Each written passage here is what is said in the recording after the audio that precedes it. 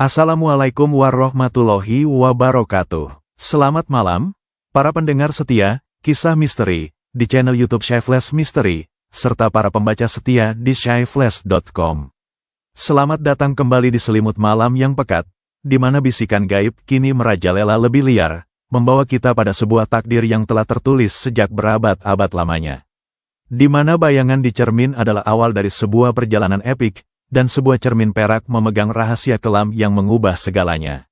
Takdir Siti bukan lagi sekadar mengusir arwah penasaran, melainkan menyelami pusaka kuno, menyatukan kembali jiwa-jiwa yang tercecer dan menghadapi sebuah perkumpulan kegelapan yang haus akan kekuatan abadi. Perjalanan membawanya ke museum-museum sunyi yang menyimpan kenangan, dan ke desa-desa terpencil di lereng gunung, di mana saudara-saudari sejiwa menunggu untuk bersatu. Saat tiga kekuatan bersatu, sebuah segel terang lahir, memicu pertempuran terakhir yang akan menentukan nasib dunia gaib. Mari kita simak bersama, bagaimana sebuah kutukan dapat berakhir, namun sebuah perang yang sesungguhnya baru saja dimulai. Cermin itu tidak seperti cermin biasa. Bingkainya terbuat dari perak tua dengan ukiran rumit berupa sulur-sulur tanaman dan simbol-simbol yang tidak dikenal Siti. Permukaannya tidak memantulkan cahaya dengan sempurna, seolah ada kabut tipis di balik kaca, membuat bayangan yang terpantul samar-samar. Tapi yang paling mengerikan adalah wanita di dalam cermin itu. Dia persis seperti Siti, tapi dengan perbedaan kecil. Alisnya lebih tebal, hidungnya lebih mancung, dan di dahinya ada tanda seperti tahi lalat berbentuk bulan sabit. Pakaiannya mewah, kebaya brokat emas dengan kain batik motif parang rusak, rambutnya disanggul tinggi dihiasi tusuk konde emas dan bunga melati segar. Tapi yang paling menyentuh adalah matanya, mata yang sama dengan mata Siti, tapi penuh dengan kesedihan yang dalam, seolah telah menanggung penderitaan selama berabad-abad. "Saudariku," ulang wanita itu, suaranya seperti gemerisik daun kering. "Sudah lama aku menunggumu." Siti hampir menjatuhkan cermin itu.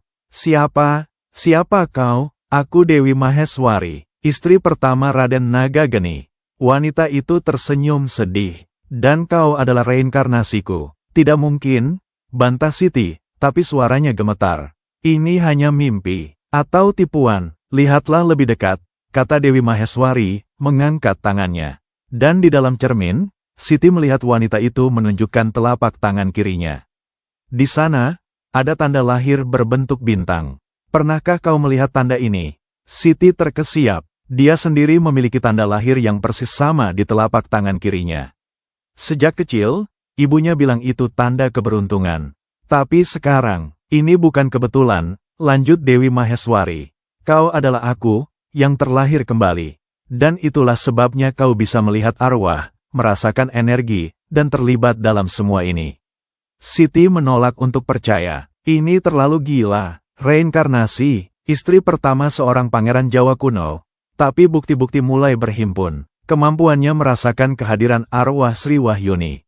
Faktanya bahwa dialah yang dipilih Sri Wahyuni untuk mencari anaknya.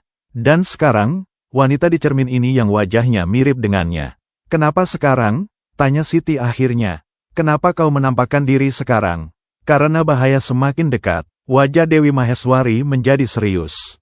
"Nyai Lasmini yang kau kalahkan hanyalah pion. Dia bekerja untuk seseorang yang lebih kuat, lebih kejam." Nyai Seruni, istri kedua Raden Nagageni. Wanita yang meracuniku, merebut suamiku, dan mengutukku untuk terus bereinkarnasi tanpa pernah menemukan kedamaian. Air mata mengalir di pipi Dewi Maheswari. "Dia masih hidup, Siti. Dengan ilmu hitamnya, dia telah memperpanjang hidupnya selama berabad-abad. Dan sekarang dia mencari keturunan terakhirku, yang akan memutus siklus reinkarnasi dan memberinya kekuatan abadi sejati." Siti merasa pusing. Ini seperti cerita dongeng, tapi diucapkan dengan keyakinan yang membuatnya tidak bisa meragukannya sepenuhnya. "Keturunan terakhirmu, Melati," jawab Dewi Maheswari. "Dia adalah cicit dari cucuku. Garis darahku masih mengalir dalam dirinya, meski sangat tipis. Tapi itu cukup bagi Nyai Seruni. Jika dia mendapatkan Melati, dia akan menggunakan darahnya dalam ritual terakhir untuk menjadi abadi sepenuhnya." Sekarang Siti mengerti. Ini bukan hanya tentang menyelamatkan seorang anak dari arwah penasaran. Ini tentang menyelamatkannya dari ancaman yang jauh lebih kuno dan berbahaya. "Apa yang harus kulakukan?" Kau harus melindungi Melati, dan kau harus menemukan pusakaku, keris bernama Kiai Kembar. Hanya dengan itu kau bisa melawan Nyai Seruni. Dewi Maheswari mulai memudar. Waktuku hampir habis. Tapi ingat, Siti, darahmu adalah darahku. Kekuatannya ada dalam dirimu. Kau hanya perlu belajar menggunakannya. Tunggu, di mana keris itu? Di tempat di mana aku dibunuh. Di keraton Naga Geni yang sekarang terkubur. Suara Dewi Maheswari menghilang, dan bayangannya di cermin pun lenyap. Cermin itu kembali menjadi cermin biasa, hanya memantulkan wajah Siti yang pucat. Siti berdiri terpaku beberapa saat, mencoba mencerna semua informasi yang baru saja diterimanya. Reinkarnasi, kutukan, ancaman kuno, dan Melati, gadis kecil yang baru saja diselamatkannya, ternyata adalah keturunan dari kehidupan lampauannya. Dengar, bisiknya pada dirinya sendiri. Ini gila, ini pasti halusinasi. Tapi ketika dia melihat telapak tangannya, tanda lahir berbentuk bintang itu seolah berpendar lembut, mengkonfirmasi kebenaran kata-kata Dewi Maheswari. Dia segera mencari Bagas dan Pak Dalang, menceritakan semua yang terjadi. Awalnya mereka skeptis, tapi ketika Siti menunjukkan cermin dan tanda lahirnya, ekspresi mereka berubah. Keraton Naga Geni, gumam Pak Dalang.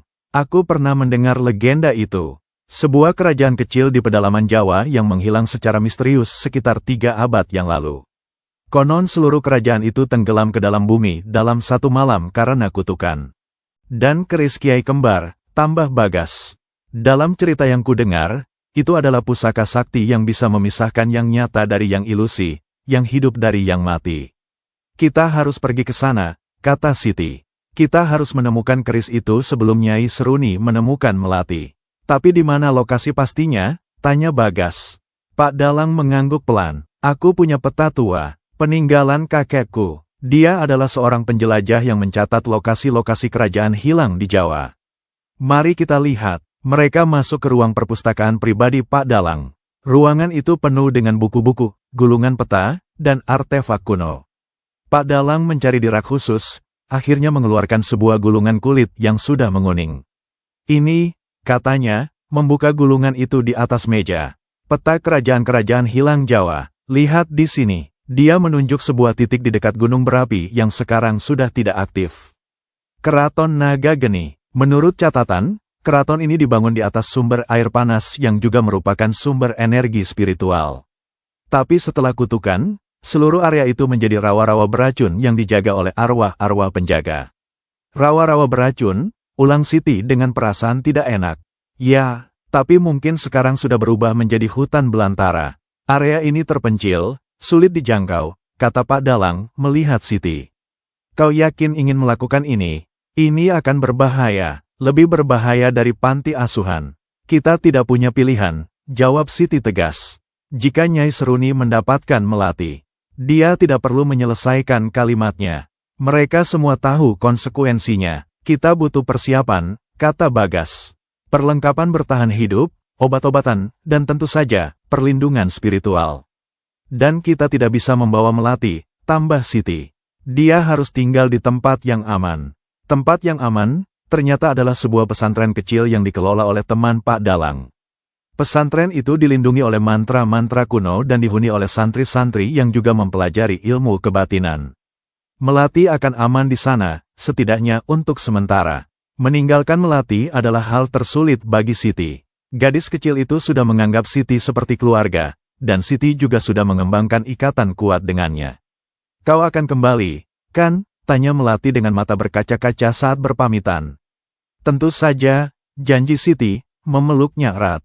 Kami hanya pergi sebentar, untuk mengambil sesuatu yang akan melindungimu selamanya. Berhati-hatilah. Kami akan. Perjalanan menuju lokasi Keraton Naga Geni memakan waktu 2 hari.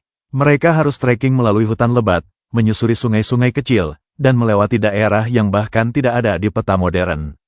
Semakin mendekati lokasi yang ditunjukkan peta, suasana semakin mencekam. Pohon-pohon tumbuh dengan bentuk aneh, seolah meringkuk ketakutan. Suara binatang hampir tidak terdengar, digantikan oleh keheningan yang menekan.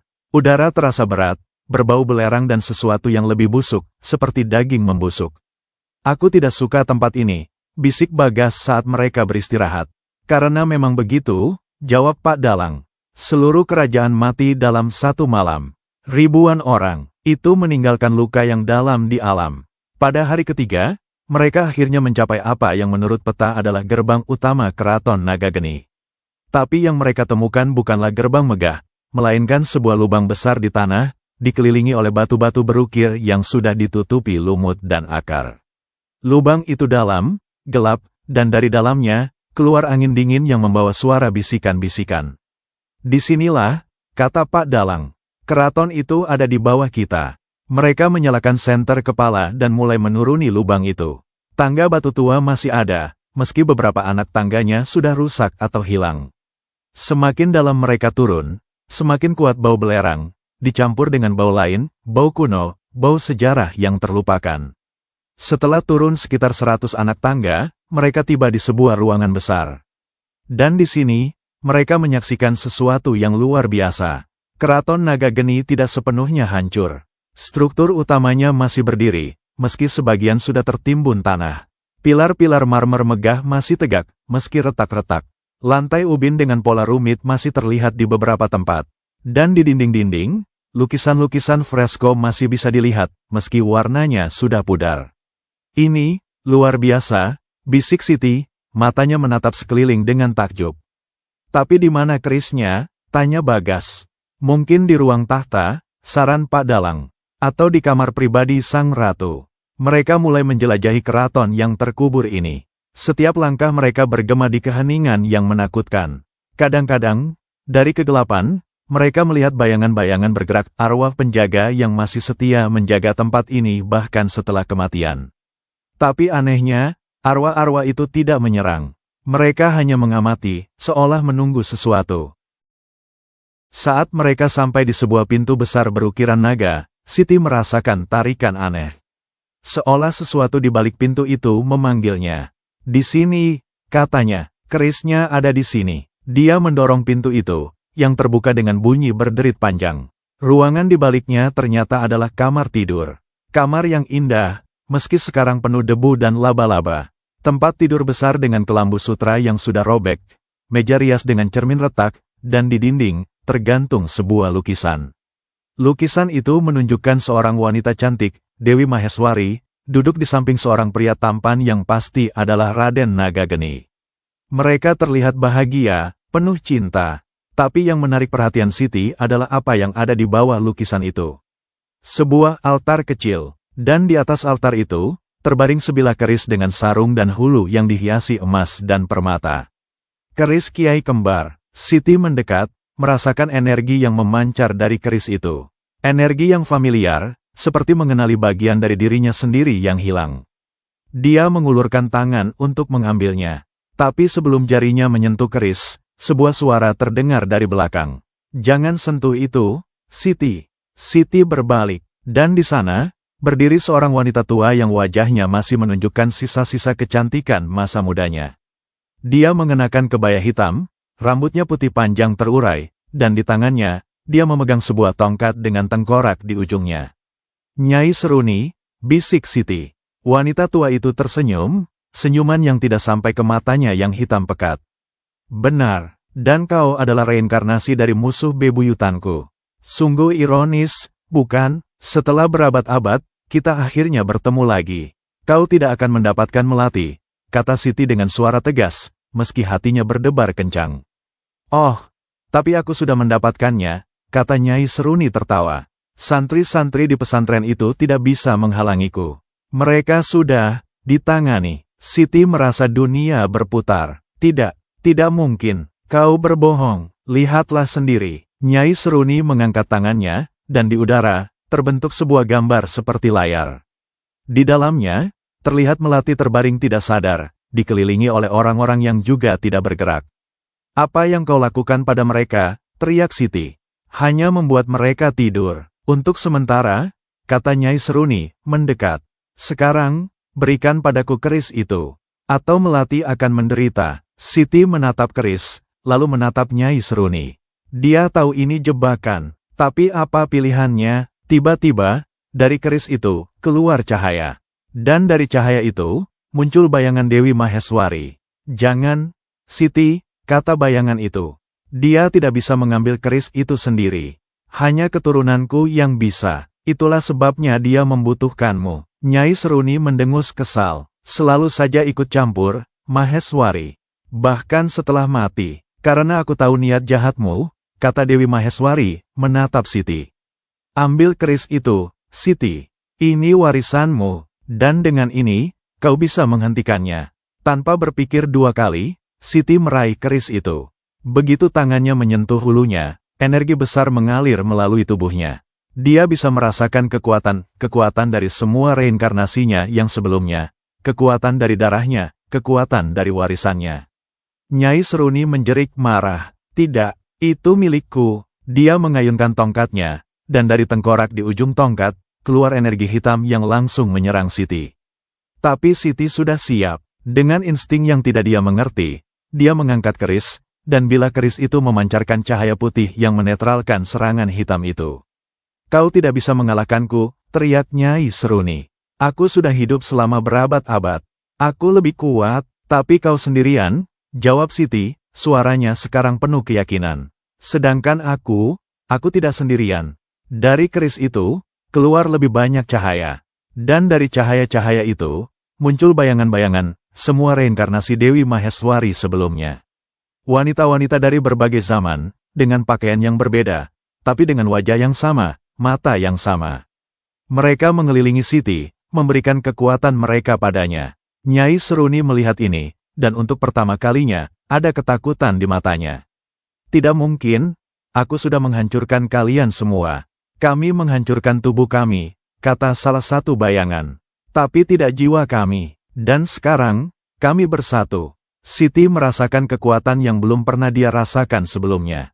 Dia mengarahkan keris ke Nyai Seruni, dan dari ujung keris, keluar sinar terang yang langsung mengenai wanita tua itu. Nyai Seruni menjerit, tubuhnya mulai menghilang, tersapu oleh cahaya. Ini belum berakhir, aku akan kembali. Tapi jeritannya semakin lemah, sampai akhirnya menghilang sepenuhnya. Cahaya di ruangan itu mereda. Bayangan-bayangan reinkarnasi sebelumnya menghilang. Satu persatu, tersenyum pada Siti sebelum pergi untuk selamanya. Hanya Dewi Maheswari yang masih ada. Terima kasih, bisiknya. Kau telah memutus siklusnya. Sekarang, aku akhirnya bisa beristirahat dengan tenang. Tapi Melati, kata Siti khawatir. Lihat, Dewi Maheswari menunjuk ke gambar di udara yang masih ada. Di dalamnya, Melati mulai bangun, begitu juga dengan santri-santri lainnya. Mereka baik-baik saja. Siti menarik napas lega. Jadi sudah berakhir, bagian ini, ya. Tapi ingat, Siti, kau sekarang adalah pemegang Kiai Kembar. Dengan kekuatan besar datang tanggung jawab besar. Akan ada yang menginginkan keris ini. Akan ada yang mengincarmu. Tapi aku punya teman, kata Siti, menoleh ke Bagas dan Padalang yang sudah mendekat. Ya, dan itu yang akan membuatmu kuat. Dewi Maheswari mulai memudar. Hidupmu sekarang, Siti, jalani dengan baik, dan lindungi Melati. Dia adalah keluarga kita. Dengan itu, Dewi Maheswari menghilang untuk selamanya. Siti memandang keris di tangannya, lalu menatap teman-temannya. Kita berhasil, ya, jawab Bagas, tersenyum. Kita berhasil, tapi di sudut ruangan yang gelap, sesuatu bergerak. Sebuah bayangan kecil yang lolos dari perhatian mereka. Bayangan itu tertawa pelan, lalu menghilang ke dalam kegelapan. Pertempuran mungkin sudah dimenangkan, tapi perang belum berakhir. Perjalanan kembali dari Keraton Naga Geni terasa lebih ringan, meski fisik mereka lelah. Beban yang selama ini dipikul Siti seolah berkurang setelah mengalahkan Nyai Seruni dan mendapatkan keris pusaka. Tapi di balik kelegaan itu, ada kecemasan baru. Kata-kata Dewi Maheswari masih bergema di kepalanya. Dengan kekuatan besar datang tanggung jawab besar. Keris Kiai Kembar sekarang terbungkus kain khusus dan disimpan dalam tas Siti. Dia bisa merasakan energinya bahkan melalui pembungkusnya, denyut halus yang seolah memiliki irama sendiri, seperti detak jantung kuno yang masih berdetak setelah berabad-abad. Kau baik-baik saja? Tanya Bagas saat mereka beristirahat di tepi sungai kecil. Siti mengangguk, meski matanya masih memandang jauh. Aku hanya berpikir tentang semua yang terjadi, tentang siapa aku sebenarnya. Kau adalah Siti Nurjanah, kata Bagas tegas. Apapun kehidupan lampaumu, apapun warisan yang kau bawa, itu tidak mengubah siapa kau sekarang. Tapi itu mengubah segalanya, Bagas, kata Siti, menatap telapak tangannya, di mana tanda lahir berbentuk bintang itu masih ada. Aku bukan hanya seorang wanita yang melarikan diri dari pernikahan buruk. Aku adalah sesuatu yang lebih. Dan aku tidak tahu bagaimana menghadapinya. Pak Dalang yang sedang merebus air untuk teh mendekat. Kau tidak perlu menghadapinya sendirian. Kami ada di sini. Dan Melati juga. Dia adalah keluarga barumu. Melati. Pikiran tentang gadis kecil itu membuat Siti tersenyum. Ya, setidaknya ada satu hal baik yang keluar dari semua kekacauan ini. Dia mendapatkan seorang adik, seseorang untuk dilindungi.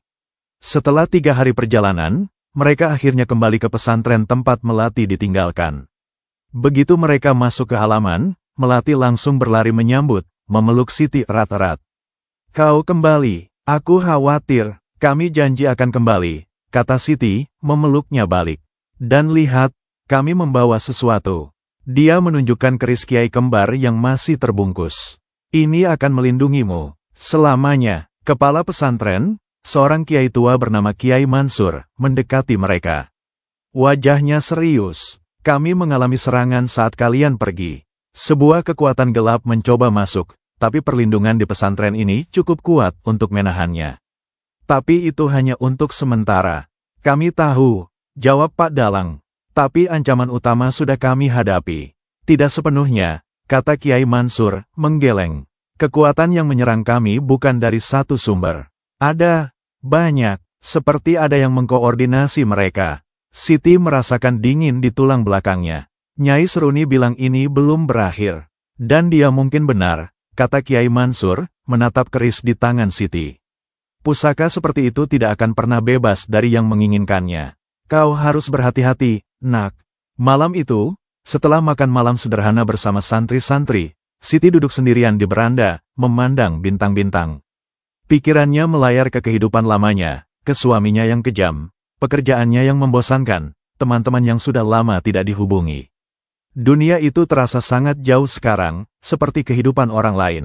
Tidak bisa tidur, Siti menoleh. Bagas berdiri di pintu, membawa 2 cangkir teh. Terima kasih, kata Siti, menerima cangkirnya.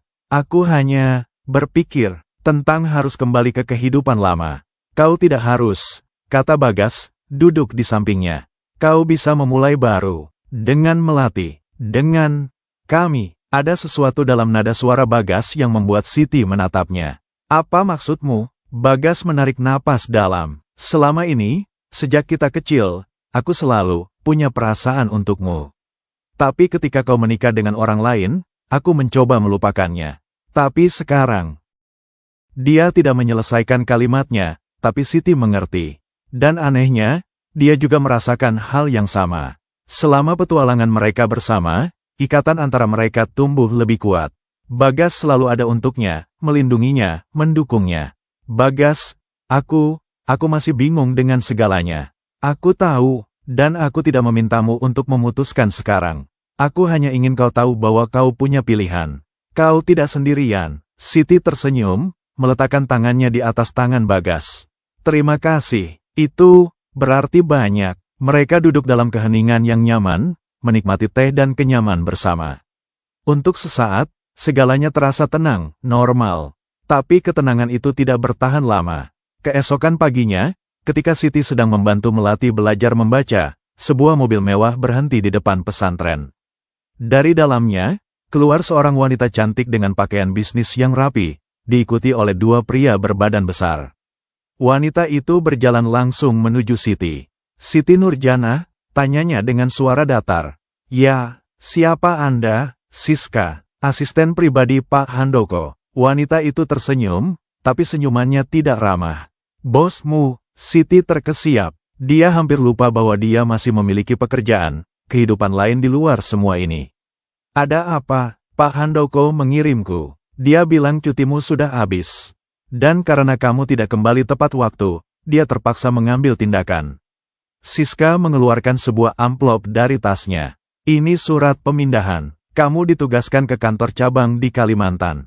Efektif minggu depan. Siti membuka amplop itu dengan tangan gemetar. Isinya persis seperti yang dikatakan Siska, surat pemindahan ke Kalimantan, ke daerah terpencil yang bahkan tidak ada di peta dengan jelas. Ini tidak mungkin, bantah Siti. Aku tidak pernah mendaftar untuk pemindahan. Tapi kamu juga tidak menolaknya, karena kamu tidak ada di tempat untuk menandatangani penolakan, kata Siska, tersenyum lagi, kali ini lebih sinis. Aturan perusahaan jelas, jika tidak menandatangani penolakan dalam waktu 7 hari, pemindahan dianggap disetujui. Ini jebakan, panggil apa saja, yang penting, kamu punya 2 pilihan, pergi ke Kalimantan, atau mengundurkan diri. Siska melihat sekeliling pesantren dengan pandangan merendahkan. Tapi melihat kondisi kamu sekarang, mungkin mengundurkan diri adalah pilihan terbaik. Tapi ingat, tanpa surat rekomendasi dari Pak Handoko, kamu tidak akan dapat pekerjaan lain yang layak. Siti merasa marah memuncak. Ini jelas balas dendam. Pak Handoko, bosnya, adalah mantan pacar Siska. Dan Siska selalu cemburu pada Siti, meski Siti tidak pernah memberi alasan untuk itu.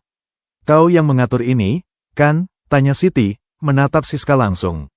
Siska tidak menyangkal. Aku hanya memastikan bahwa orang yang tidak tahu terima kasih tidak mendapatkan lebih dari yang seharusnya. Sebelum Siti bisa membalas, Bagas muncul, berdiri di sampingnya. Ada masalah? Siska melihat Bagas dari ujung kepala sampai ujung kaki, lalu kembali ke Siti. Oh, jadi ini alasannya. Sudah punya pengganti, cepat sekali. Keluarlah dari sini, kata Bagas dengan suara rendah yang berbahaya. Tenang, kami akan pergi.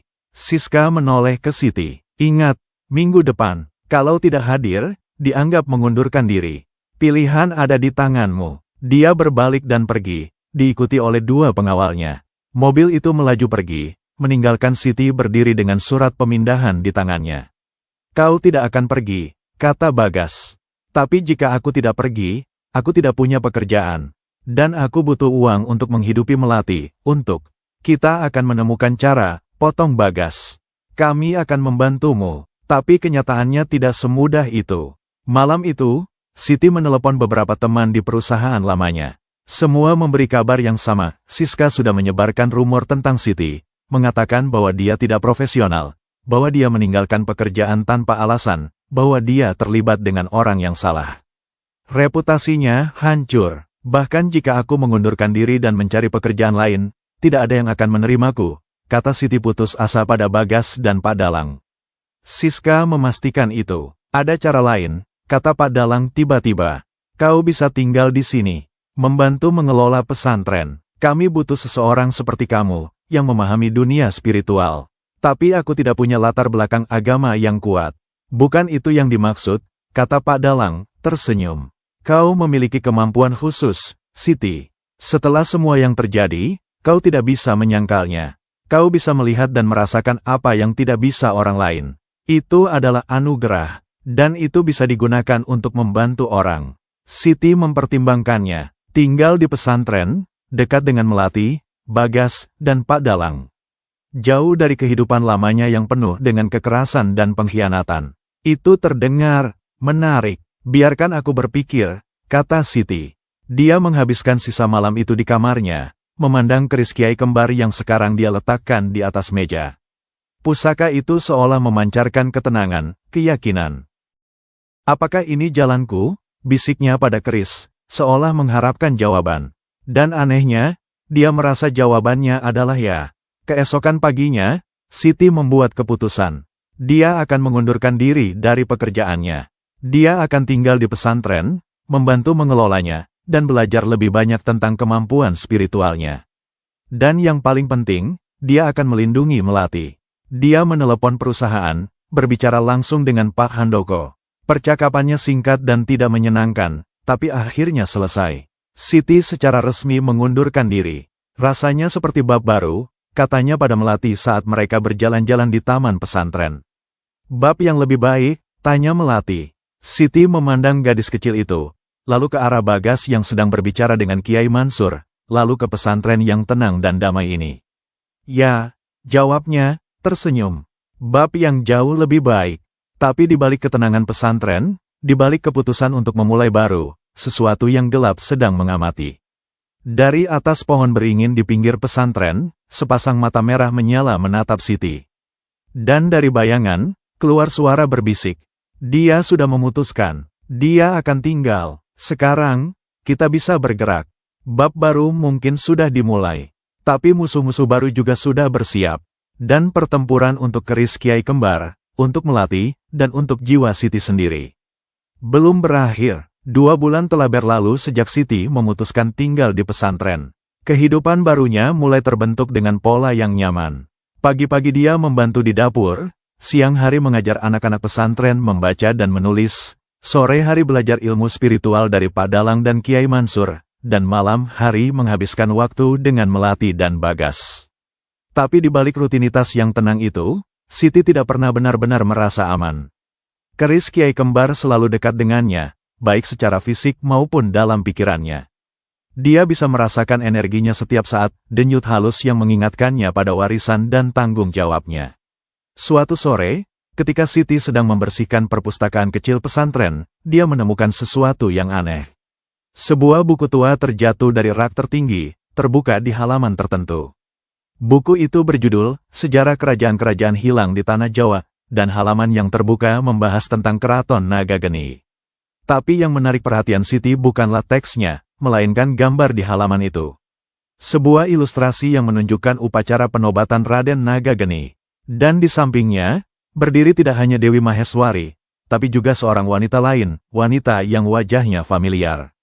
Nyai Seruni. Tapi yang lebih mengejutkan adalah apa yang dipegang Nyai Seruni dalam gambar itu, sebuah tongkat dengan hiasan tengkorak di ujungnya, persis seperti tongkat yang digunakan untuk menyerang Siti. Masih ada lagi, bisik Siti pada dirinya sendiri. Dia mengambil buku itu dan mulai membacanya dengan seksama. Menurut buku itu, Nyai Seruni bukan hanya istri kedua Raden Nagageni. Dia adalah seorang pendeta tinggi dari aliran hitam yang sengaja mendekati raja untuk mendapatkan akses ke kekuatan Keraton Nagageni. Dan dia bukan bekerja sendirian, dia adalah bagian dari sebuah perkumpulan rahasia bernama Saudara Kegelapan, yang tujuan utamanya adalah mengumpulkan pusaka-pusaka spiritual untuk membangkitkan dewa kuno mereka. Tidak mungkin, gumam Siti. Tapi semakin dia membaca, semakin banyak kepingan puzzle yang menyatu. Kematian Dewi Maheswari, kutukan reinkarnasi, penculikan Melati, semuanya adalah bagian dari rencana yang lebih besar. Dia segera mencari Bagas dan Pak Dalang, menunjukkan temuan ini. Perkumpulan rahasia, ulang Pak Dalang dengan wajah serius. Aku pernah mendengar tentang mereka, tapi kupikir mereka sudah punah berabad-abad yang lalu. Tampaknya tidak, kata Bagas, memeriksa buku itu. Dan jika mereka masih ada, dan mereka menginginkan keris Kiai Kembar, maka mereka akan datang untuk mengambilnya, selesaikan Siti. Ketegangan menggantung di udara. Selama 2 bulan ini, mereka berpikir ancaman utama sudah berlalu. Tapi sekarang ternyata ada ancaman yang lebih besar, lebih terorganisir. Malam itu, Siti tidak bisa tidur. Dia duduk di beranda kamarnya, memandang bulan purnama yang bersinar terang. Keris Kiai Kembar terbaring di pangkuannya, membungkusnya dalam aura tenang yang kontras dengan kegelisahan dalam dirinya. Tiba-tiba, dia mendengar suara. Bukan suara fisik, tapi suara di dalam kepalanya. Suara yang familiar. Siti. Siti terkesiap. Dewi Maheswari. Bukan, tapi aku terkait dengannya. Suara itu lembut, feminin, tapi berbeda. Aku adalah reinkarnasi sebelum kamu. Yang ketiga, kenapa kamu menampakkan diri sekarang? Karena bahaya semakin dekat. Saudara Kegelapan sudah bergerak. Mereka mengirim pengintai. Siti menoleh ke sekeliling, tapi tidak melihat apa-apa. Di mana? Di pinggir hutan. 3 dari mereka. Mereka mengamati pesantren sejak matahari terbenam. Siti berdiri, memegang keris erat-erat. Apa yang harus kulakukan? Kau tidak bisa melawan mereka sendirian. Tapi kau juga tidak bisa melarikan diri. Mereka akan mengikutimu. Suara itu terdengar khawatir. Ada satu cara, temukan yang lainnya. Yang lainnya, reinkarnasi lainnya. Masih ada 2 yang hidup. Jika kalian bertiga bersatu, kekuatan kalian akan cukup untuk menghadapi Saudara Kegelapan. Tapi sebelum Siti bisa bertanya lebih lanjut, suara itu menghilang. Dan dari arah hutan, Siti melihat 3 titik cahaya merah, mata yang menyala dalam kegelapan. Mereka sudah di sini. Siti segera membangunkan Bagas dan Pak Dalang. Dalam waktu singkat, seluruh pesantren waspada. Kiai Mansur mengumpulkan santri-santri senior, sementara Bagas dan Pak Dalang menyiapkan perlindungan spiritual di sekeliling pesantren. Kita tidak bisa menunggu mereka menyerang, kata Bagas. Kita harus mengambil inisiatif. Tapi kita tidak tahu kekuatan mereka, bantah Pak Dalang. Kita punya keris Kiai Kembar, kata Siti, suaranya lebih percaya diri dari yang dia rasakan. Dan kita punya satu sama lain. Mereka memutuskan untuk mendekati pengintai itu. Siti, Bagas, dan Pak Dalang keluar dari pesantren, menuju pinggir hutan di mana Siti melihat mata merah tadi. Begitu mereka masuk ke area hutan, suasana berubah. Udara menjadi dingin, dan keheningan yang tidak wajar menyergap. Bahkan suara serangga malam menghilang. Di sini, bisik Siti, merasakan energi asing yang kuat. Dari balik pepohonan, muncul 3 sosok. Mereka mengenakan jubah hitam dengan kerudung menutupi wajah. Yang tengah sedikit lebih tinggi dari yang lain, dan dari tangannya, memancarkan energi gelap yang bisa dirasakan bahkan dari jarak beberapa meter. Serahkan kerisnya, kata sosok tengah dengan suara parau, seperti 2 batu saling bergesekan. Dan kami akan pergi dengan damai. Tidak mungkin, jawab Siti tegas. Kami tidak ingin melukaimu, kami hanya ingin apa yang menjadi hak kami. Keris ini bukan hakmu. Sosok itu tertawa pendek. Kamu tidak mengerti, bukan? Keris Kiai Kembar adalah salah satu dari 3 pusaka. Dan kami sudah mengumpulkan 2 lainnya. Dengan yang ketiga, kami bisa membangkitkan Dewa Kegelapan. Siti merinding. 3 pusaka. Itu berarti ada 2 pusaka lain yang sama kuatnya dengan Kiai Kembar, dan sekarang berada di tangan yang salah. Kami tidak akan membiarkan itu terjadi, kata Bagas, mengambil posisi defensif di depan Siti. Kamu tidak punya pilihan. Sosok itu memberi isyarat pada 2 pengikutnya. Mereka maju, melemparkan jubah mereka. Yang membuat Siti hampir berteriak adalah apa yang ada di bawah jubah itu. Bukan manusia, mereka adalah makhluk hibrid, setengah manusia, setengah sesuatu yang lain. Yang satu memiliki kulit bersisik seperti ular, mata vertikal, dan lidah bercabang. Yang lain memiliki tanduk kecil di dahinya, kuku panjang seperti cakar, dan mata merah menyala. Siluman, bisik Pak Dalang. Mereka telah menyatukan manusia dengan roh jahat. Persis, kata sosok tengah, yang sekarang juga melemparkan jubahnya. Dia adalah manusia normal, tapi wajahnya penuh dengan tato simbol-simbol gelap, dan matanya sepenuhnya hitam tanpa putih. Kemajuan ilmu hitam kami sudah jauh melampaui apa yang bisa kamu bayangkan. Pertempuran tidak bisa dihindari lagi. 2 siluman hibrid menyerang, sementara pemimpin mereka mengucapkan mantra untuk memperkuat mereka. Bagas menghadapi siluman bertanduk, menggunakan ilmu bela diri yang dipadukan dengan mantra perlindungan. Pak Dalang berhadapan dengan siluman bersisik, melemparkan jimat-jimat dan bubuk khusus. Sementara itu, Siti, dengan keris Kiai Kembar, menghadapi pemimpinnya. Kamu tidak tahu bagaimana menggunakan kekuatan itu sepenuhnya, kata pemimpin itu, menghindari tebasan keris Siti dengan mudah. Beri padaku, dan aku akan menunjukkan padamu potensi sebenarnya. Tidak akan pernah, teriak Siti, menebas lagi. Tapi pemimpin itu terlalu cepat. Dia menepis tangan Siti, dan keris itu terlepas, terbang beberapa meter dan menancap di tanah. Sekarang, teriak pemimpin itu, mengulurkan tangan untuk mengambil keris. Tapi sebelum tangannya menyentuh, sesuatu yang aneh terjadi. Dari keris itu, keluar bukan hanya cahaya, tapi juga suara, nyanyian kuno dalam bahasa yang sudah lama terlupakan. Dan dari nyanyian itu, muncul 3 bayangan. 3 wanita dengan wajah yang mirip dengan Siti. Reinkarnasi Dewi Maheswari yang lain. Kami di sini, saudari, kata salah satu bayangan.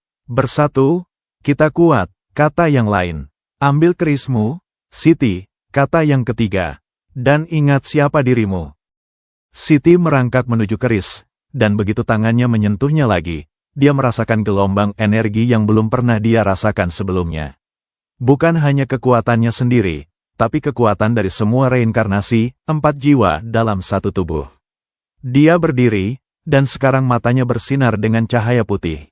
Pergi, kata itu diucapkan dengan suara yang bukan hanya suaranya sendiri, tapi gabungan dari 4 suara. Dan efeknya langsung terlihat. 2 siluman hibrid menjerit kesakitan, tubuh mereka mulai berasap dan meleleh. Pemimpinnya mundur, wajahnya menunjukkan ketakutan untuk pertama kalinya. Tidak mungkin, 4 dalam 1. Pergi, ulang Siti, dan kali ini dia mengarahkan keris ke arah pemimpin itu. Sinar terang memancar, mengenai pemimpin itu tepat di dada. Dia menjerit, tubuhnya terbakar dalam api putih sebelum akhirnya menghilang, menyisakan hanya abu. Begitu pemimpinnya hilang, dua siluman hibrid juga menghilang, seolah ikatan yang menahan mereka di dunia ini terputus. Keheningan kembali menyergap, Siti jatuh berlutut, kehabisan tenaga. Energi yang tadi mengalir deras sekarang menghilang, meninggalkan kelelahan yang dalam. Siti, Bagas berlari mendekat, memeluknya. Kau baik-baik saja, lelah, jawab Siti. Tapi, baik-baik saja. Pak Dalang mendekati abu yang tersisa. Dia tidak mati, hanya tubuh fisiknya yang hancur. Jiwanya, kembali kepada mereka. Mereka akan mengirim yang lain, kata Siti, suaranya lemah. Dan mereka ingin keris ini. Tapi sekarang kita tahu cara melawannya, kata Bagas. Dengan bersatu, dengan reinkarnasi lainnya, Siti mengangguk, mengingat kata-kata bayangan tadi. Kita harus menemukan mereka, dua reinkarnasi lainnya yang masih hidup. Tapi di mana? Tanya Pak Dalang. Siti menatap keris di tangannya. Keris ini akan menuntun kita. Itulah yang kurasakan. Mereka kembali ke pesantren, membawa serta rahasia baru dan misi baru. Pertempuran malam itu mungkin sudah dimenangkan, tapi perang masih panjang. Dan Siti sekarang tahu bahwa dia tidak sendirian dalam arti yang lebih luas dari yang pernah dia bayangkan. Ada yang lain seperti dia. Dan bersama-sama, mereka mungkin memiliki kesempatan untuk menghentikan saudara kegelapan sekali dan selamanya. Tapi pertama-tama, mereka harus menemukan satu sama lain. Sebelum musuh menemukan mereka lebih dulu. 3 minggu setelah pertempuran di hutan, kehidupan di pesantren mulai kembali normal. Tapi normal yang baru, dengan penjagaan ekstra, ritual perlindungan yang diperkuat, dan pelatihan intensif untuk Siti dalam menguasai kekuatan keris Kiai Kembar. Pak Dalang dan Kiai Mansur bekerja sama mengajarkan Siti tentang warisannya. Mereka menemukan catatan-catatan kuno tentang Dewi Maheswari dan reinkarnasinya. Ternyata, dalam setiap kehidupan, Dewi Maheswari selalu terlahir dengan kemampuan spiritual yang kuat, dan selalu terlibat dalam pertempuran antara terang dan gelap. Kau adalah reinkarnasi ketujuh, jelas Pak Dalang suatu sore di perpustakaan. Yang keenam meninggal 10 tahun yang lalu dalam kecelakaan mobil yang mencurigakan. Yang kelima, menghilang tanpa jejak 20 tahun lalu. Dan yang keempat, tanya Siti, masih hidup. Menurut catatan ini, dia tinggal di Yogyakarta, bekerja sebagai penjaga museum. Pak Dalang menunjukkan sebuah foto lama. Namanya Warsiah, usianya sekitar 60 tahun sekarang. Siti memandang foto itu. Wanita itu memang memiliki kemiripan dengannya, bentuk wajah yang sama, mata yang sama. Tapi yang paling mencolok adalah tanda lahir di lehernya, berbentuk bulan sabit, persis seperti tanda di dahi Dewi Maheswari dalam cermin. Dan yang ketiga, tanya Bagas yang juga hadir. Masih mencari, tapi ada petunjuk di sini, kata Pak Dalang, membuka buku lain. Menurut catatan mimpi yang ditulis oleh reinkarnasi ketiga, yang hidup sekitar 50 tahun yang lalu, dia bermimpi tentang sebuah desa di dekat gunung berapi. Di sana ada seorang wanita dengan kemampuan menyembuhkan. Desa di dekat gunung berapi, itu bisa di mana saja di Indonesia, keluh Siti. Tapi dalam mimpinya, dia melihat simbol khusus, sebuah pohon beringin dengan akar membentuk lingkaran. Pak Dalang menunjukkan sketsa yang digambar di buku itu. Simbol ini dikenal sebagai beringin pelindung. Dan hanya ada satu tempat di Jawa yang memiliki pohon beringin seperti ini. Di mana? Tanya Siti penuh harap. Di lereng Gunung Lawu. Ada desa kecil di sana yang memang dikenal dengan praktik pengobatan tradisional. Mereka memutuskan untuk mencari Warsiah terlebih dahulu. Yogyakarta lebih dekat dan lebih mudah dijangkau daripada desa terpencil di lereng gunung. Perjalanan ke Yogyakarta ditempuh dalam 1 hari. Museum tempat Warsiah bekerja ternyata adalah museum keraton kecil yang menyimpan artefak-artefak kuno dari berbagai kerajaan Jawa, termasuk beberapa dari keraton Nagageni. Begitu mereka masuk ke museum, Siti langsung merasakan energi yang familiar. Itu seperti merasakan dirinya sendiri, tapi lebih tua, lebih matang. Di sini, bisiknya, menuntun Bagas dan Pak Dalang menuju sebuah ruangan di belakang. Di ruangan itu, seorang wanita tua sedang membersihkan sebuah patung perunggu. Ketika dia menoleh, Siti bisa melihat dengan jelas, ini dia. Reinkarnasi keempat, Warsiah terkesiap ketika melihat Siti. Matanya membesar, lalu berlinang air mata. Akhirnya, bisiknya, "Aku sudah menunggumu." Menungguku?" tanya Siti bingung. "Selama 60 tahun, aku tahu akan datang seseorang. Reinkarnasi setelahku." Warsiah mendekat, tangannya gemetar ketika mengangkatnya untuk menyentuh wajah Siti. "Wajah kita selalu sama." Mereka duduk di ruang tamu kecil di belakang museum. Warsiah menceritakan kisahnya. Dia lahir dengan kemampuan melihat arwah, tapi tidak sekuat Siti. Selama hidupnya, dia beberapa kali diserang oleh kekuatan gelap, tapi selalu berhasil meloloskan diri. "Tapi mereka tidak pernah berhenti mencari," kata Warsiah. "Mereka menginginkan kekuatan kita, karena darah kita adalah kunci." "Kunci untuk apa?" tanya Bagas. "Untuk membuka gerbang kegelapan." Warsiah menatap mereka serius. "Dewa yang ingin dibangkitkan saudara kegelapan tidak bisa masuk ke dunia kita sepenuhnya. Butuh pengorbanan khusus, darah dari keturunan Dewi Maheswari yang masih hidup."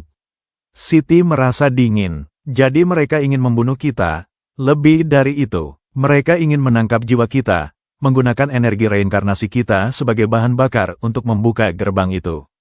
Warsiah berdiri, berjalan ke sebuah lemari besi di sudut ruangan. "Itulah sebabnya aku menyimpan ini." Dia membuka lemari itu, dan dari dalam, mengeluarkan sebuah kotak kayu berukir. Di dalamnya, terbaring sebuah kalung dengan liontin berbentuk setengah lingkaran. Separuh dari segel terang, jelas Warsiah.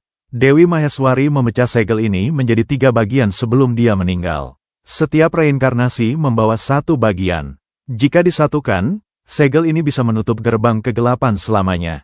Siti mengeluarkan keris Kiai Kembar. "Dan keris ini adalah kunci untuk menyatukan segel-segel itu," jawab Warsiah. "Kau membawa yang pertama, aku membawa yang kedua, dan reinkarnasi ketiga, dia membawa yang ketiga. Jadi kita harus menemukannya," kata Siti. "Sebelum saudara kegelapan menemukan kita lebih dulu." Warsiah setuju untuk bergabung dengan mereka. Dia membawa kalung itu dan beberapa catatan penting tentang lokasi reinkarnasi ketiga. Menurut penelitiannya selama puluhan tahun, reinkarnasi ketiga tinggal di desa kecil di lereng Gunung Lawu, persis seperti yang ditemukan Pak Dalang. Perjalanan ke Gunung Lawu memakan waktu 2 hari. Desa yang mereka cari ternyata sangat terpencil, hanya bisa dicapai dengan berjalan kaki setelah kendaraan tidak bisa melanjutkan. Tapi begitu mereka masuk ke desa, Siti merasakan energi yang kuat, energi penyembuhan, energi kehidupan. Dan di tengah desa, tepat di bawah pohon beringin dengan akar membentuk lingkaran, berdiri seorang wanita parubaya. Dia sedang mengobati seorang anak yang kakinya terluka. Tangannya memegang bagian yang sakit, dan dari tangannya memancarkan cahaya hijau lembut. Luka di kaki anak itu perlahan-lahan menutup. Wanita itu menoleh, dan begitu melihat Siti dan Warsiah, dia tersenyum. "Aku tahu kalian akan datang."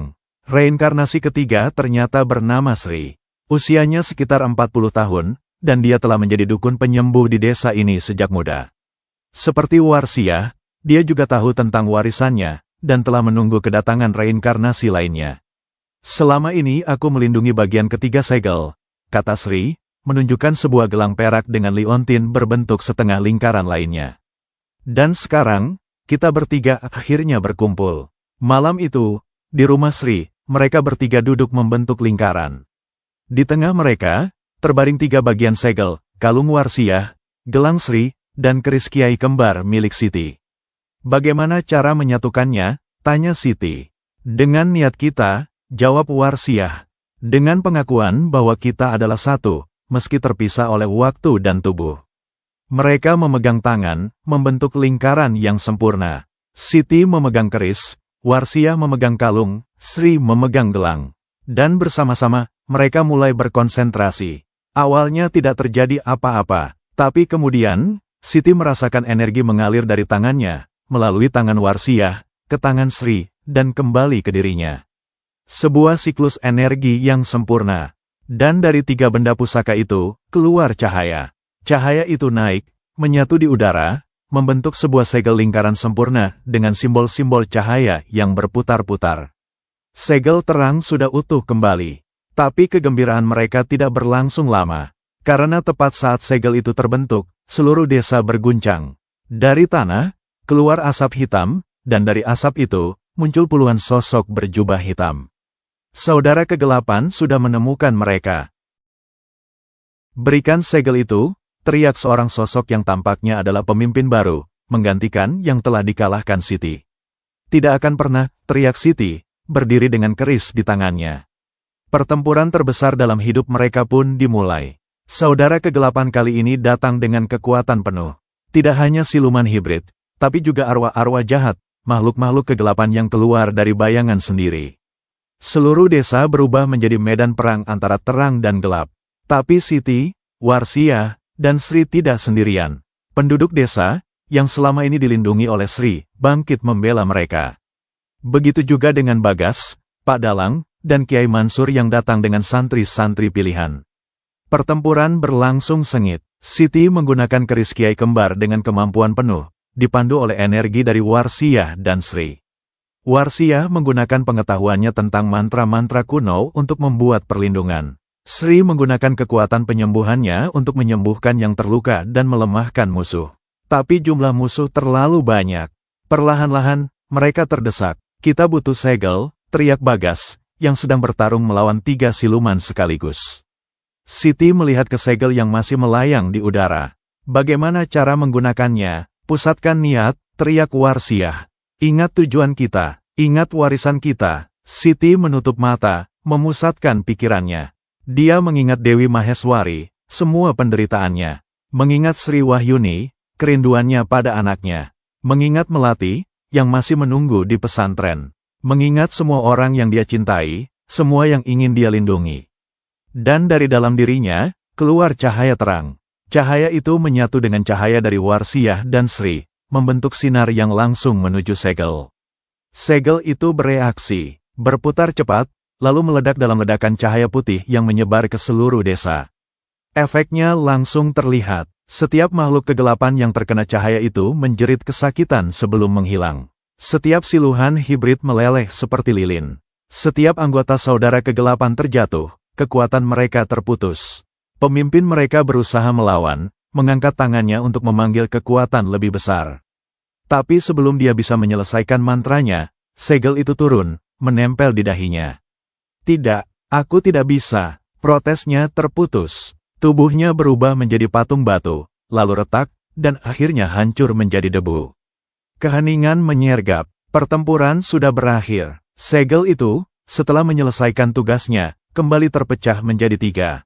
Tapi kali ini, pecahannya berbeda, bukan lagi menjadi 3 benda terpisah, melainkan menjadi 3 cahaya yang masuk ke dalam diri Siti, Warsiah, dan Sri.